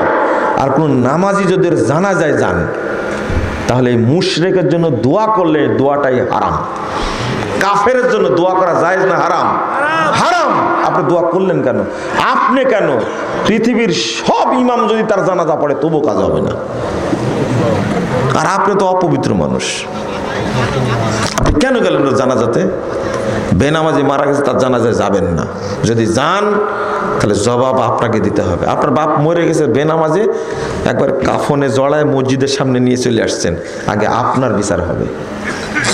আগে আল্লাহ আপনার বিচার করবে যে এই মুসল্লিদের ধোঁকা দিছিস কেন তুই, মুসল্লিদের ধোঁকা দিছিস কেন তুই। আর যারা কবর তৈরি করেন, কবর খোঁড়েন, তাদেরকে বলবো বেনামাজির কবর খোঁড়া যাবে না। যারা বেনামাজিকে গোসল দেন, বেনামাজিকে গোসল দেওয়া যাবে না, শুনে রাখেন, পাপ হবে। পানি আপনার হিসাব নেবে, আগুন আপনার হিসাব নেবে, ওকে সাবান মাখানো যাবে না। সব আল্লাহর নিয়ামত। এই বদমাশটা, এই নিমুখ হারামটা আল্লাহর এতদিন নিয়ামত খেয়েছে, সালাত পড়েনি, ওকে জানাজা করলে পাপ আপনার হবে। কেন বললেন? দোয়া কার জন্য করতে হয় এটা জানেন না? আল্লাহর নবী মুহাম্মদ সাল্লাল্লাহু আলাইহি ওয়াসাল্লাম তার মায়ের জন্য দোয়া করতে পারেননি। খাটা শিখো না ফাইজলামি। যে মায়ের পেটের মধ্যে ছিলেন, যে মা তাকে ছোট থেকে মানুষ করেছে, তার মায়ের জন্য দোয়া করতে পারেননি, আর আপনি ওই কাফের জন্য দোয়া করবেন? আল্লাহ রাসূলের মায়ের চেয়ে আপনার মা বেশি খারাপ, আপনি বুঝেননি। রাসূল সাল্লাল্লাহু আলাইহি ওয়াসাল্লামের মায়ের চেয়ে আপনার মা বেশি খারাপ। আল্লাহ রাসূলের মা মুশরিক ছিল, কি ছিল? আর আপনার মা মুশরিক ও মুরতাদ। মুসলমানের ঘরে জন্মগ্রহণ, নামাজ পড়েনি, মানে ও মুরতাদ। একজন মুশরিককে, একজন বেদিনকে হত্যা করা ফরজ না, কিন্তু যে মুসলিম নামাজ পড়ে না ও মুরতাদ হয়ে গেছে, কাফের, মুশরিক ও মুরতাদ, এই জন্য তাকে হত্যা করা ফরজ। যদি ইসলামী সরকার থাকতো তাকে হত্যা করবে, এটা হলো সমাধান। আর আপনি তাকে না এত নাকে কান না কেন? ইমাম সাহেব জানাজা পড়ে না, তা আপনার লাগলো কেন এত? জানাজা তো অনেক পরে, ওকে কি করতে হবে? এমন জায়গায় ওকে পুঁতে দিতে হবে। পুঁতে দেওয়া বুঝেন? এমন জায়গায় পুঁতে দিতে হবে যেখানে মানুষ যাবে না দেখতে, জিয়ারত করতে যাবে না। পুঁতে দিতে হবে, মাটি সমান করে দিতে হবে। ঠিক যেভাবে কুকুর মারা গেলে করেন, কুকুর মারা গেলে কি করেন? কি করেন? পুঁতন। আর কিছু করেন না? বলেন তো কি করেন কুকুর মারা গেলে? গলায় দড়ি লাগান? এত ভদ্র মানুষ। কোথায় লাগান? গড়ি পায়ে লাগান। হ্যাঁ, আমি এটাই বুঝাতে চাচ্ছি। কুকুরকে যেভাবে লাগান আপনি দড়ি লাগায়, শেষরা নিয়ে যান এমন জায়গায় যে জায়গাতে আবাদ ফসল হয় না, ঠিক না? ওখানে পুঁতে দেন, গর্ত করে কি করেন? পুঁতে দেন। এর চেয়েও বেনামাজিকে আরো দূরে নিয়ে যেতে হবে। কারণ হলো কখনোই যেন কোনো মানুষ ওর কবর জিয়ারত করতে না যায়। জিয়ারত করতে গেলে পাপ হবে। বলতে হবে আসসালামু আলা আহলিদ দিয়ার মিনাল মুমিনিনা ওয়াল মুসলিমিনা নাসালুল্লাহু লানা ওয়া লাকুমুল আফিয়া। এই যে দোয়াটা বের হচ্ছে, মিনাল মুসলিমিন, মিনাল মুমিনিনা ওয়াল মুসলিমিন, কি দোয়া হবে? কিসের? মুমিনদের জন্য। দোয়া হবে মুসলিমদের জন্য। কাফেরদের জন্য কি দোয়া আছে? না। আজকে শুনলেন তো, শুনেন, ওয়াদা করেন আমার কাছে, বেনামাজের জানাজায় যাবেন কোনোদিন? না। ভাবছে মধ্যে মধ্যে আমি নিজেই তো বেনামাজি, এখানে বসে বসে ভাবছে কি আমি তো নিজেই বেনামাজি। শোনেন, আর যাই তাই করেন, নামাজটা কখনো ছাড়বেন না, ঠিক আছে? নামাজটা কখনো ছাড়বেন না। এবার আপনাকে বলছি, আপনার ওয়াইফ প্রথম কি কাজ করবে? আপনার ওয়াইফের আপনার দায়িত্ব, প্রথম কাজ হলো আপনার ওয়াইফ সালাতের ওয়াক্ত হয়েছে সাথে সাথে কি করে ফেলবে? তার জন্য আজান জরুরি না, জামাত ফরজ না, মসজিদ ফরজ না। এই মানুষটা যদি ঠিক মতো সালাত না পড়ে, তার উপরে আল্লাহ কি করবেন? গজব কি নাজিল তার উপরে করবেন না? এই দেশের মহিলারা বাঁচবে কি করে রে ভাই? যে অত্যাচার করে স্বামীর উপরে, হায় হায় হায়, কিন্তু নামাজটা ঠিক মতো পড়ে না। একজন মায়ের প্রথম কাজ, সন্তানের জন্য প্রথম কাজ হলো 7 বছর না, ছোট থেকেই সন্তানকে দিনের উপরে তৈরি করা। প্রথম দিনের কাজ হলো, প্রথম মায়ের প্রথম কাজটা হলো ফজর হয়ে গেছে, সন্তানকে ডেকে তোলা। বয়স 7 হয়েছে, এখন ডাকবে, অবশ্যই ডাকবে, 7 বছর। আর মা যদি বলে আহারে এই টাইমে কেমনে ডাকবো বাচ্চাটাকে, শেষ।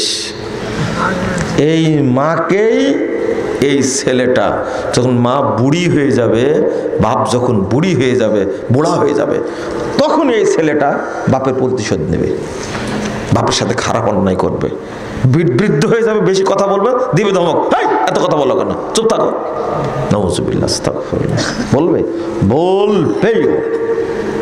এত আদর করেছে যে ডাকেনি, ঘুম থেকে কেমনে ডাকবে, কষ্ট পাবে, একটা বানর হবে। কি হবে? বানর হবে। কিন্তু সকাল না হতে প্রাইভেটে যাওয়ার জন্য মা এত সুন্দর করে ডাকছে, তাড়াতাড়ি টেনে হেঁচড়ে উঠায়া ব্রাশ করায়া, যা তাড়াতাড়ি প্রাইভেটে যা, করে না? এই বানর হবে একদিন। নামাজের জন্য না করে কিসের জন্য করছে?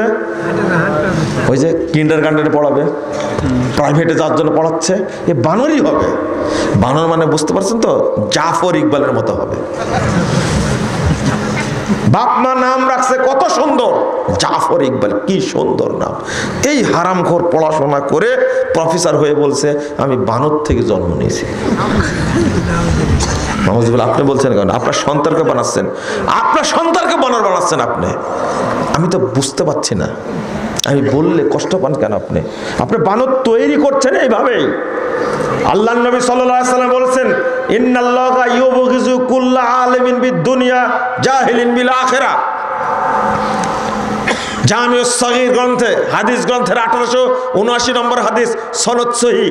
আল্লাহ রাব্বুল আলামিন প্রত্যেক ওই সমস্ত জ্ঞানীর উপরে গজব নাজিল করেন যারা দুনিয়া সম্পর্কে জানে, দিন সম্পর্কে জাহেল। দুনিয়া সম্পর্কে আলেম, দিন সম্পর্কে জাহেল, পরকাল সম্পর্কে জানে না। আল্লাহ তাদের উপরে 24 ঘন্টা গজব নাজিল করেন, অভিশাপ করেন। আপনি অভিশপ্ত।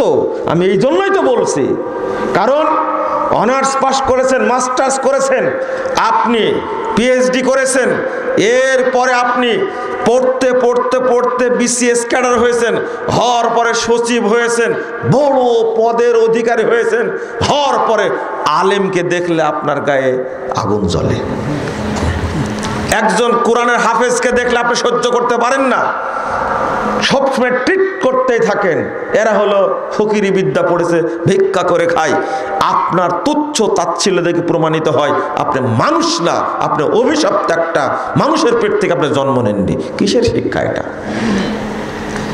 আপনি এত বড় শিক্ষিত মানুষ, বিয়ে করার পরে স্ত্রী মিলনের সময় বিসমিল্লাহ বলেন না আপনি। আপনার চা জাহেল আর কি? কে আপনার চেয়ে জাহেল? আপনি ওযু করাই জানেন না, মুতাই জানেন না, আপনি পেশাব করা বুঝেন, আপনি পেশাব করতে জানেন না। এত গর্ব কেন আপনার? কি শিখেন? ইবলিস আপনার চেয়ে বড় শিক্ষিত, মনে রাখবেন। সবার চেয়ে বড় শিক্ষিত কে? ইবলিস না? তা আপনি সচিব হয়েছেন তো কি হয়েছে, জাজ হয়েছেন তো কি হয়েছে, ইঞ্জিনিয়ার হয়েছেন তো কি হয়েছে, ডাক্তার হয়েছেন তো কি হয়েছে? আপনি শরীয়ত সম্পর্কে জানেন না মানে আপনি অজ্ঞ, আপনি মূর্খ, আপনি জাহেল। জাহেল না হলে আপনি কসাই হন, ডাক্তার না হয়ে কসাই হয়েছেন, আপনি ডাকাত হয়েছেন। ইঞ্জিনিয়ার না হয়ে আপনি জানোয়ার হয়েছেন একটা। কেন জানোয়ার হলেন আপনি? আপনার ইঞ্জিনিয়ারগিরি করার কারণে আজকে পদ্মা সেতুতে যেখানে লাগবে 20,000 কোটি টাকা খরচ হয়েছে 50,000 কোটি টাকা। এত টাকা কোথায় ঢুকাইছেন আপনি? কোথায় ঢুকাইছেন আপনি? প্রত্যেকটা প্রকল্পতে 200 গুণ, 300 গুণ, 3,000 গুণ, 4,000 গুণ বেশি খরচ হয়েছে। ও জানোয়ার সাহেব, আপনি স্বাক্ষর না করলে যে বিল তোলা যাবে না, এটা তো জানি আমরা। এটাও জানি না আমরা? বাংলাদেশের রাস্তাগুলোর এই অবস্থা কেন? কারা তৈরি করেছে রাস্তা? চিনি না আপনাদেরকে। আপনারা কত ভালো মানুষ। ও, আমি আপনাকে বিশ্লেষণ করছি, কিন্তু এর কারণ হলো আপনি অভিশপ্ত। আপনি কি অভিশপ্ত? এটা আল্লাহর অভিশাপ, এটা আল্লাহর গজব, এটা আল্লাহর পক্ষ থেকে লানত, এটা আপনার উপরে। এই জন্য ভালো কাজ আপনার দ্বারা হয় না, হবেও না কোনোদিন। তওবা করেন, তওবা করেন। আমি বলতে গেছিলাম কি, মায়ের প্রথম কাজ হবে ফজরে 7 বছর বয়স হয়েছে, বেটা উঠো, ঘুমানো যাবে না, ওঠো সালাত পড়ো। আবার ডাকবে, ওঠো সালাত পড়ো। আহারে, কষ্টের সাথে বলছি, কিছু মনে করেন না আপনারা। কোনোদিন বলিনি, আজকে বলছি। আমার আব্বাকে দেখছি ডেকে ডেকে মসজিদে যাই, মসজিদে যায়, আজান দেয়, সালাত টালাত পড়ে বসে থাকে। জামাত হতে যাচ্ছে, আবার মসজিদ থেকে বাড়িতে আসে, আবার ডাকে।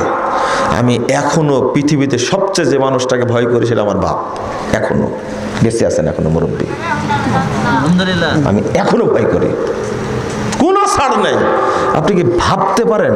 ডাকলো, উঠেছে যখন তখন ডাকছে, আজান হলো আবার ডাকছে, যাওয়ার সময় আবার ডাকবে, মসজিদে যায়নি, মসজিদ থেকে আবার আসবে, এসে আবার ডাকবে। এই বাপ, আমরা তো হতে পারবো না, আর এরকম বাপের সন্ধানও পাবেন না। আমি কথাটা আজকে গোপন কথাটা বলে ফেললাম কষ্টে।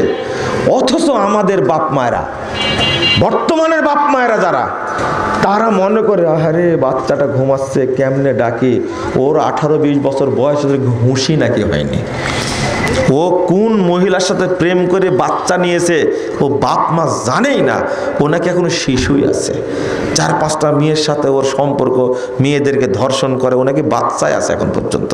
এই বাপ মা কি অভিশপ্ত না? ও যদি 7 বছর থেকে সালাত পড়তো, তাহলে কোনো মেয়ের সাথে এই বাচ্চার রিলেশন করতো? যে মেয়েটা শিখবে সালাত 7 বছর থেকে, এই মেয়েটা কখনো খারাপ হবে না। কি আমাদের বোন আত্মীয় স্বজন কিছু নাই নাকি? আমরা জানি না? আপনি কাকে শিখাতে চান এগুলো?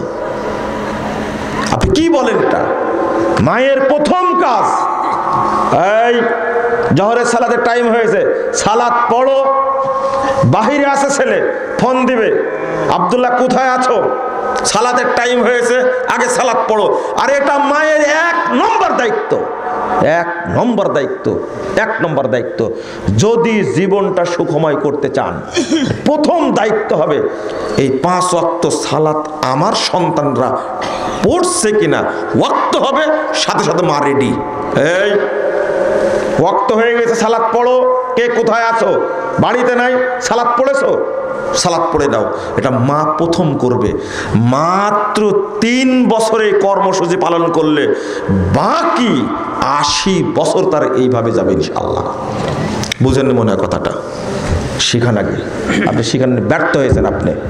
তো মা তো নিজেই জোহরের সালাত 3টায় পড়ে, ছেলে পড়েছে কিনা খোঁজ নিবে না।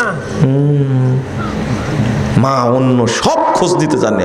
এই ক্লাসের টাইম হয়ে যাচ্ছে, তাড়াতাড়ি বের হ, তাড়াতাড়ি বের হ, খাওয়া দাওয়া কর, খুব রেডি। স্কুল টাইমে মা কি করে বলেন তো দেখি? আগে লাঠি নেই হাতে, বের হ, তাড়াতাড়ি পড়তে যাবি না মানে? স্কুলে কি যেতে চায় ছাত্ররা বলেন তো? কি পৃথিবীতে এরকম কোনো ছাত্র আছে যে চাই আমি স্কুলে যাব? আর রবি ঠাকুর তাই বলছে যে শিক্ষক মরে না কেন। রবি ঠাকুর সে বলছে, নিজে লেখছে, আমার খালি মনে হতো একজন শিক্ষক মরে গেলে কত ভালো হতো। রবি ঠাকুর যখন এই কথা বলেছে, পৃথিবীর কোনো লোক নাই যে ইচ্ছা করি পড়েও ক্লাস অন্তত যেতে চায় না। ছাত্র জীবন সুখের জীবন যদি না হয় পরীক্ষা, এটা জানেন তো ভালো করে। তাহলে কোনো ছাত্রই চায় না স্কুলে যায় প্রতিদিন। এর চেয়ে বড় কষ্টের জার্নি আর কিছু নাই ক্লাসে যাওয়া। কিন্তু মা বলছে একবার আজরাইলের মতো মা রেডি, ওই স্কুলে যাবি না মানে পিঠটা ছাল তুলে দেব। ও মা, সালাতের টাইম হলে এরম করতে পারেন না আপনি? দাঁত বের করতে পারেন না আপনি? খেতে দেব না তোকে, সালাত পড় আগে। পারেন না কেন? পারেন না কেন? পিঠটায় লাল করে দিবেন।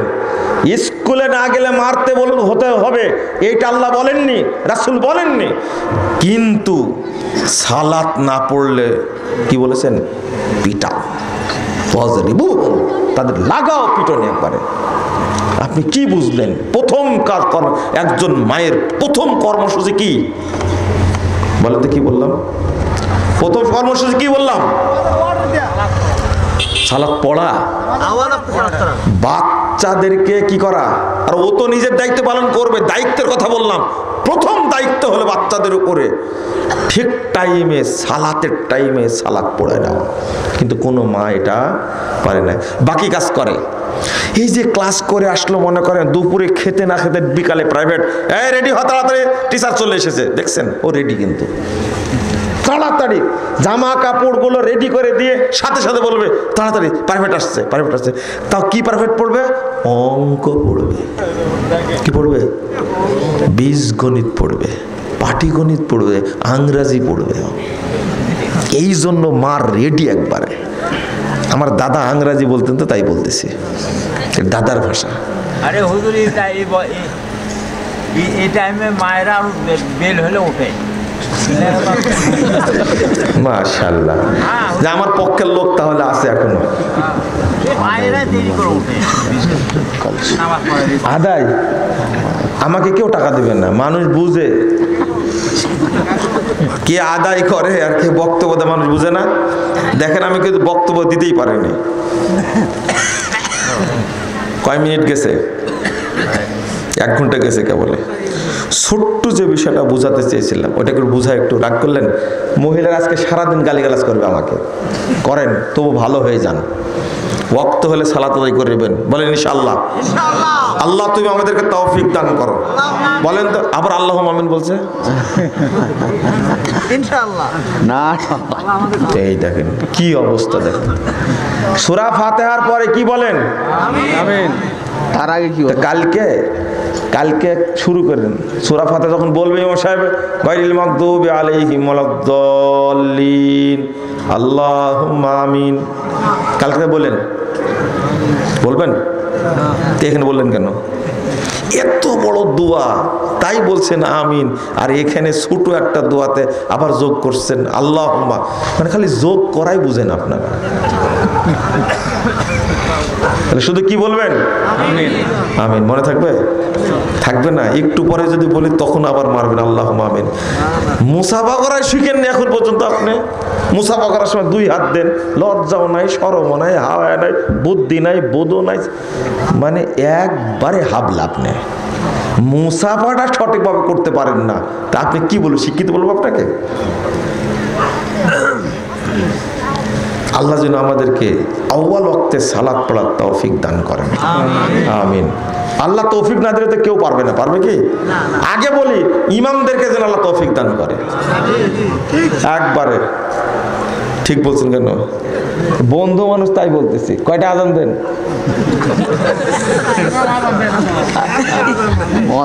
কি কি ঠেকা এই জায়গায় সে বসছে আজকে, কিন্তু কত মানতেক জানে তো। শোনেন, বড় একজন আলেম মানুষ, হ্যাঁ বড় একজন আলেম মানুষ, কিন্তু কাঁথা সেলাই করতে যে ওই গতিটাই ভুলে গেছে। নাম হলো সেলিম রাজা। আপনারা কি বলেন? রেজা, রেজবি। আপনাকে সেলিম রেজবি বললে হয়, হ্যাঁ বেরলভি। তো ইমাম সাহেব যদি ঠিক হয়, মুসল্লিরা 90% ঠিক হয়ে যাবে না? ওই জন্যই বলছি আল্লাহ যেন ইমামদেরকে তৌফিক দান করে। ইমামদেরকে তৌফিক না দিলে তো হবে না। কিন্তু মানতেকটা খাটাইছে কি জানেন? আজান কখন দেয়? আজান মুয়াজ্জিন দেয়। জয়পুরহাটের মানুষ আছে পারা যাবে বলেন তো দেখি? বলছে আজান তো মুয়াজ্জিন দেয়, আমি তো ইমাম। যাক, আল্লাহ রহম করুক। ছোট ছোট দুটা কথা বলে যেহেতু আয়াত পড়েছি, শুনবেন তো? আগে ওয়াদা দেন কেউ উঠবেন না। জয়পুরহাটে 1.5 ঘন্টা বক্তব্য দেওয়ার পরে বলছে যে না আরো শুনবো আধা ঘন্টা, এরকম ঘটনা আছে। 1 ঘন্টা শোনান। আমি অল্প টাইম বলি, আধা ঘন্টা পারবো না, কিন্তু অল্প টাইম। খুব গুরুত্বপূর্ণ একটা কথা। আমরা সবাই দাবি করি আমরা মুমিন, তাই না? আচ্ছা, আমি একটা না কয়েকটা হাদিস কোরআনের আয়াত অনুবাদ করব, শুধু আপনি শুনবেন আর পরে যাচাই করবেন যে আমি মুমিন কিনা, আমি মুমিন কিনা। এত ভদ্র, এত মর্যাদাবান ইমানের এত দাম, ইমানের এত মর্যাদা, তার ভাব এমন, ওর সাথে একটু কিছু ছোঁয়া লাগলে ইমান কি হয়ে যায়? নষ্ট হয়ে যায়, নষ্ট হয়ে যায়, বাতিল হয়ে যায়, ইমান চলে যায়, ইমান বেরিয়ে যায়, থাকে না। রাসূলুল্লাহ সাল্লাল্লাহু আলাইহি ওয়াসাল্লাম বলছেন, আল হায়া ওয়াল ঈমানু কুরিনা জামিয়া, লজ্জা এবং ঈমান দুইটা একসঙ্গে থাকে। গরুর শিং আছে না, হ্যাঁ, দুইটা দুই পাশে থাকে না, এইরকম থাকে। আল্লাহ রাসূল বলছেন এরকম লজ্জার ঈমান পাশাপাশি থাকে। ইদা রুফি আহাদুহুমা রুফিয়াল আখার, একটা যখন চলে যায় তখন আরেকটাও কি চলে যায়, দৌড় দেয়, থাকে না। তাহলে যার মধ্যে লজ্জা নাই তার মধ্যে কি নাই? এবার চিন্তা করেন তো আপনার মধ্যে লজ্জা আছে কিনা?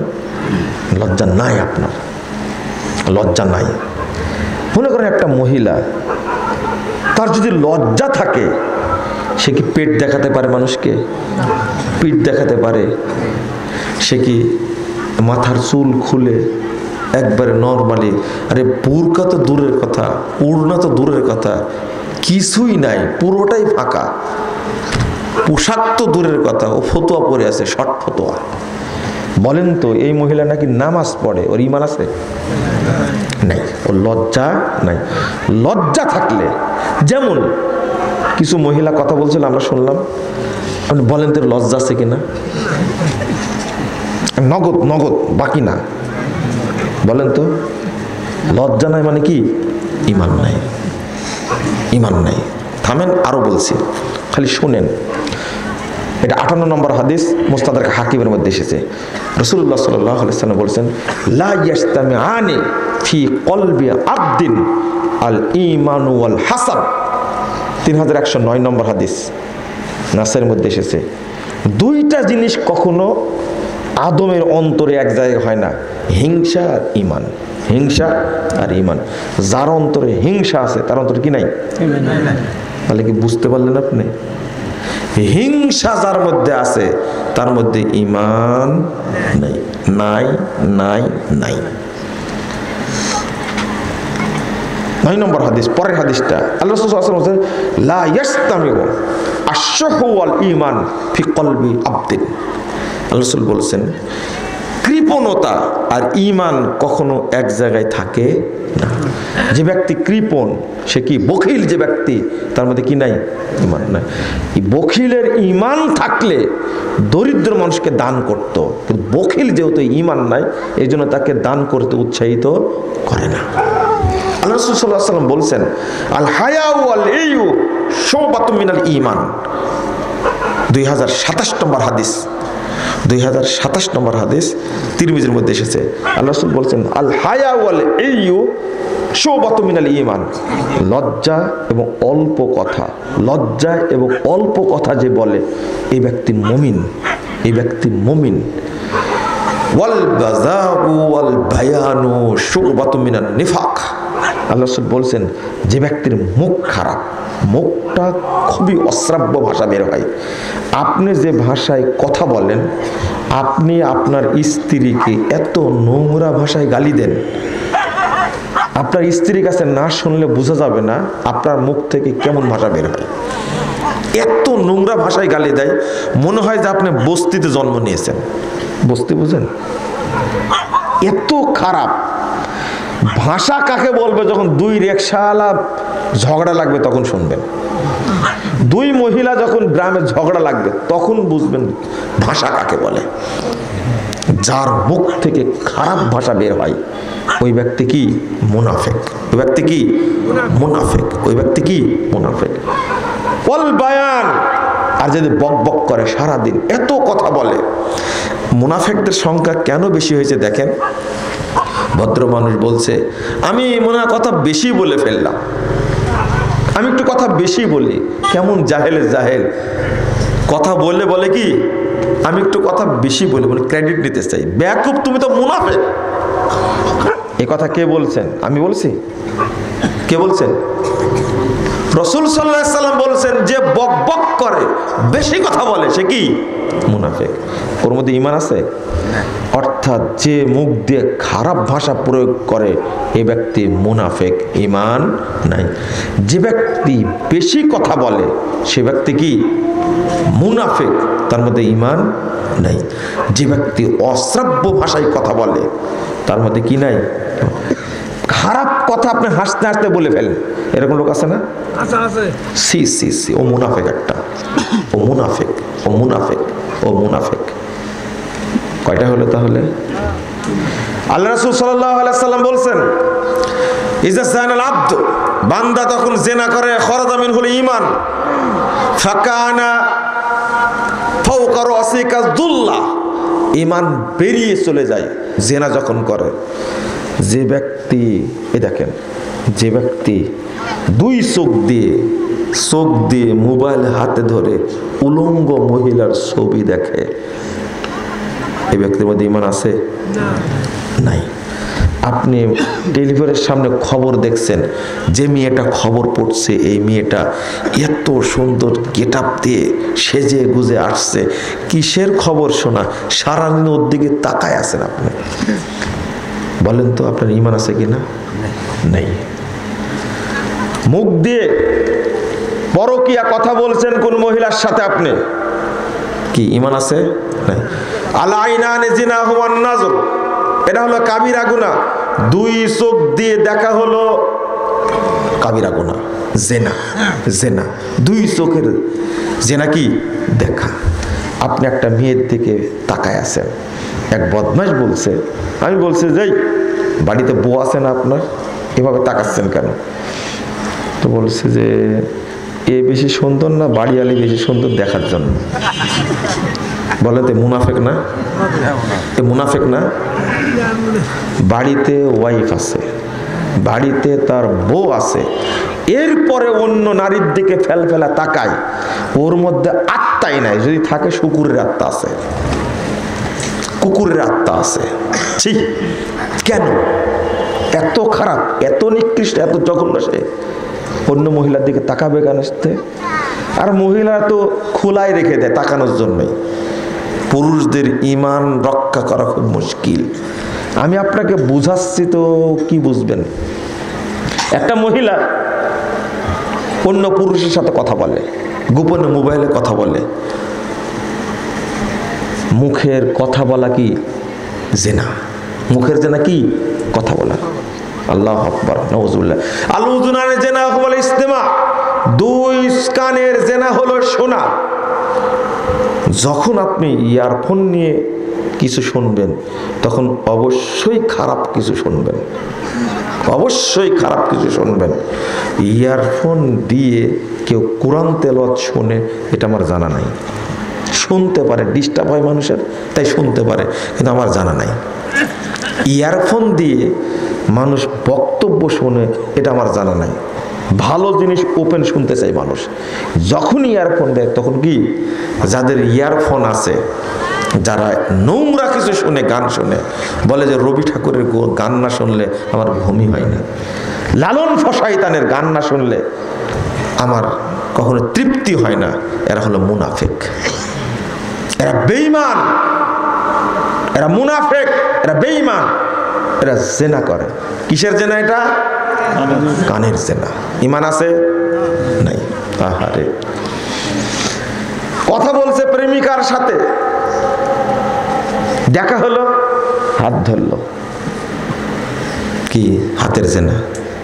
হেঁটে গেছে কিসে না পায়ের না বলেন তো ঈমান আছে কিনা নাউজুবিল্লাহ নাউজুবিল্লাহ আস্তাগফিরুল্লাহ আস্তাগফিরুল্লাহ বাংলাদেশের নায়ক নায়িকা এই লুচ্চাগুলো বাংলাদেশের ছেলেদেরকে নষ্ট করে দিল মেয়েদেরকে নষ্ট করে দিল সারা বাংলাদেশে করোনা ভাইরাসের চেয়েও মারাত্মক ক্যান্সারের মতো রূপ নিয়েছে এই সমস্ত আর আপনি আপনার সন্তানকে ওই নায়ক বানানোর চেষ্টা করছেন ক্রিকেটার বানানোর চেষ্টা করছেন ও হবে বাংলাদেশের সেরা শয়তান হবে সেরা বদমাশ হবে আপনি কেমনে করতে পারেন এগুলো সি সি সি আমি বললাম এবার চিন্তা করেন তো ঈমান আছে কিনা আপনার মধ্যে আমি শুরুতেই বলেছি আরে শিরিক করলে তো ঈমান যায় এটা শুনেছেন শুনেননি কত হাজার বার শুনেছেন কিন্তু এখন যেগুলো বললো এইগুলো আল্লাহ রাসূল সাল্লাল্লাহু আলাইহি ওয়াসাল্লাম বলেছেন আরেকটা শুনেন ইন্নাল মুমিনা ইয়ারা যুনুবাহু কাআন্নাহু কায়িদুন তাহতা জাবালিন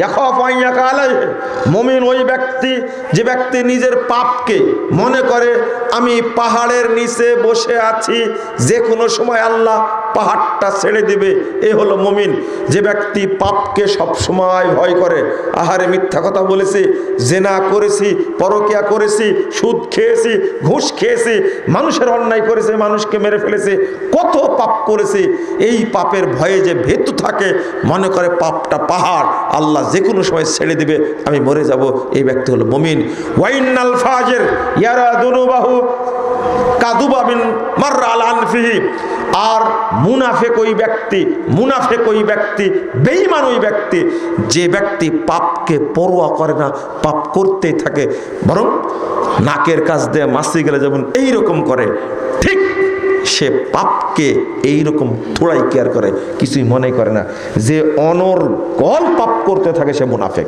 যে অনর্গল পাপ করতে থাকে সে কি মুনাফিক যে অনর্গল পাপ করতে থাকে সে মুনাফিক অর্থাৎ পাপকে ভয় পায় না আজ থেকে 50 বছর আগ থেকে বক্তব্য শুনে আসছেন টাকনোর নিচে প্যান্ট পরা হারাম শুনছেন না আপনি 50 বছরে অন্তত 50 জন আলেমের বক্তব্য শুনেছেন যারা মারা গেছে কিন্তু আপনি আজও টাকনোর নিচের অংশটুকু কাটতে পারেননি আপনি একজন টাটকা মুনাফিক একটা আপনি মুনাফিক আপনি পাপকে কিছু মনে করেন না আপনি কেমন মুনাফিক আরে আব্দুল্লাহ বিন উবাই হলো সেরা মুনাফিক কিন্তু মাত্র কয়েক বছরের কিন্তু আপনি হলেন 60 বছরের মুনাফিক 60 বছর যাবত এখনো আপনার ভিতরে কোনো ভয় আসেনি মানে আপনি মুনাফিক আপনি 60 বছর যাবত সুদ খাচ্ছেন সুদকে কিছুই মনেই করেন না আপনি মুনাফিক আপনাকে কেউ না বলুক আপনি মুনাফিক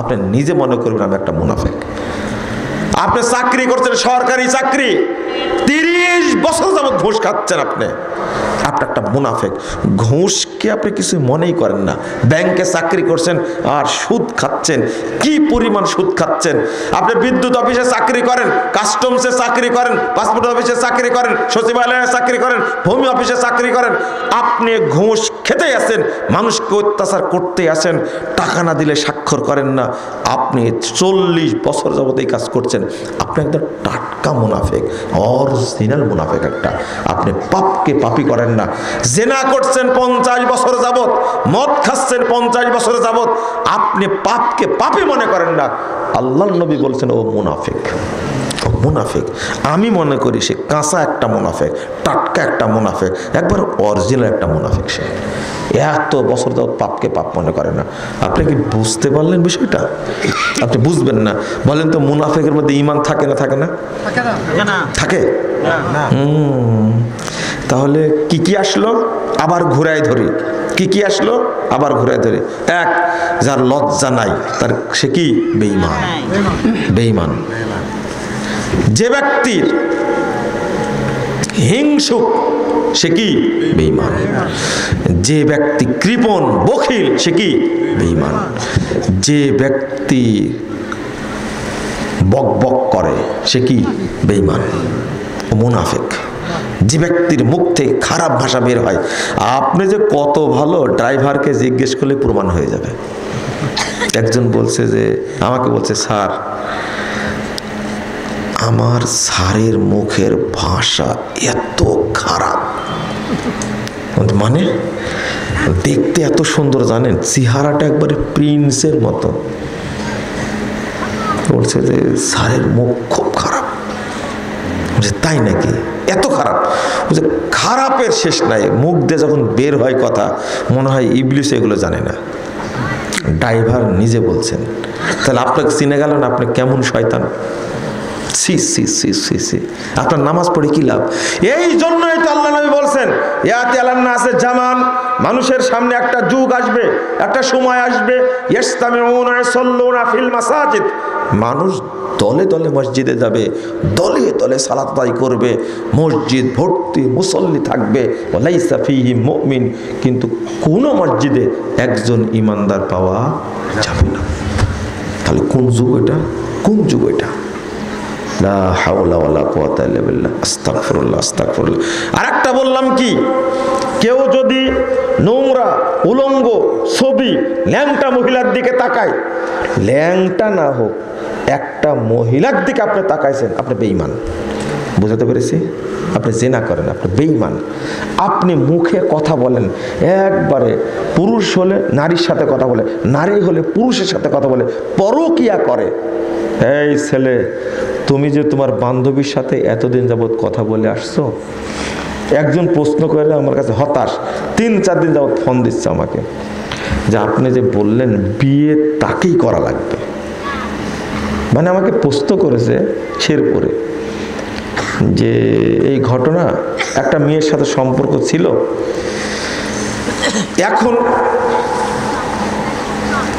তাকে আমি বিয়ে করতে চাচ্ছি না, কারণ সে দিনদার না। মানে ও বুঝে ফেলেছে অবৈধ সম্পর্ক যেহেতু আছে, দিনদার কেমনে হয়, কিন্তু অবৈধ করেছে কে? ওই তো করছে, তাই না? আমি বলছি বিয়ে এই মহিলাকেই করতে হবে। শোনো, তুমি অন্য মহিলাকে বিয়ে করতে পারবে না, হারাম, কিন্তু যদি করো তাহলে তুমি একটা মুনাফিক, কারণ এই মহিলার সাথে তোমার সম্পর্ক, আর এই মেয়েটা তোমাকে ছাড়া আর কাউকে বিয়ে করতে পারবে না। এখন দুইজনের বিয়ে করা কি ফরজ, কারণ তোমরা গোপনে কথা বলেছ, আরো অন্যায় করেছে কিনা তোমরা জানো, বিয়ে অন্য জায়গায় করতে পারবে না। আবার ঘুরে বলে ও কিন্তু আমার পছন্দ না। পছন্দ না হলে এতদিন কি করেছ? আপনি কি বুঝতে পারছেন? এক পর্যায়ে বলছে ও তো আমাকে বিয়ে করতে চাচ্ছে না এখন। আমি বললাম যে না, বিয়ে না, চুপ থাকতে হবে, তুমি আর জীবনে বিয়ে করো না, কিন্তু তুমি আর কোনো পবিত্র মেয়েকে বিয়ে করতে পারবে না, তোমরা দুইজন অপবিত্র, দুইজনের সাথে বিয়ে হবে। আপনারা কি বুঝতে পারলেন? এখন একজন প্রশ্ন করেছে আমাকে, প্রশ্ন তো শুনলাম, কিন্তু একটা মেয়ের সম্পর্কতে যে 10-12টা ছেলের সাথে, তখন কি হবে? আপনি কি বুঝেছেন সেটা? আমি বললাম যে আচ্ছা, মেয়ের কথা বললে কিন্তু ছেলের কথা বললেন না, 4টা বিয়ে করতে পারবে, তাই উত্তর দিয়ে দিবেন আপনি। কত চালাক এরা, এরা শুধু পড়াশোনায় করে, আরো কিছু করে এরা। চিন্তা করতে পারছেন? ছেলের প্রশ্ন করেনি, কার প্রশ্ন করেছে? মেয়ের প্রশ্ন। মনে করেন যে ছেলে আপনি বলে দেবেন, পট করে উত্তর দিয়ে দেবেন, 4টা মেয়ের সাথে কথা, 4টাকে বিয়ে করো তুমি, বলে দিবেন আপনি, বলছে। এই জন্য আমি ছেলের কথা বলিনি। কার কথা বলেছি? মেয়ের কথা বলেছি। কত বদের বদ আপনি চিন্তা করেন। একটা মেয়ের সম্পর্ক কয়টা পুরুষের সাথে? 10-12 জনের সাথে। চিন্তা করেন কি পরিমাণ